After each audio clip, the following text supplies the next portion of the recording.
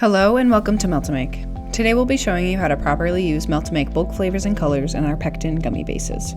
Before we begin, let's gather the tools you'll need. A digital scale with an accuracy of at least 1/10 of a gram, 3 beakers for your flavor, color, and citric acid, a lab spoon or a small whisk, and a squirt bottle of filtered water. To ensure accurate formulation, we recommend using our Formula Calculator app, which you can find in the resources section of our website. The app will help you determine precise ingredient calculations based on your batch size. In the app, you will not only be able to create and save your formulations, but you can also reference our flavor and color usage guides, as well as our recipe library. Once your usage rates and batch size are determined, begin by weighing out your gummy base. Cook the pectin base according to the work instructions and weigh your flavor, color, and citric acid into separate beakers. In the beaker that contains your color, combine 2 parts water with the 1 part color and mix thoroughly.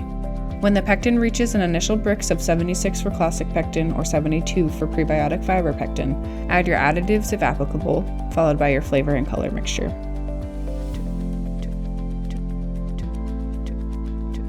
Continue cooking the pectin until you've reached a Brix of 78 to 80 for classic pectin or 72 to 76 for prebiotic fiber pectin. Once the target Brix is reached, add the citric acid and mix thoroughly before depositing. During this process, it's important to monitor your cooking temperature. Overheating, especially with blue and green colors, can result in degraded or altered tones. We typically don't recommend using blue and green colors for your pectin as they degrade under high heat. Instead, we suggest leaving your batch uncolored and utilizing our all-natural blue and green sanding sugar.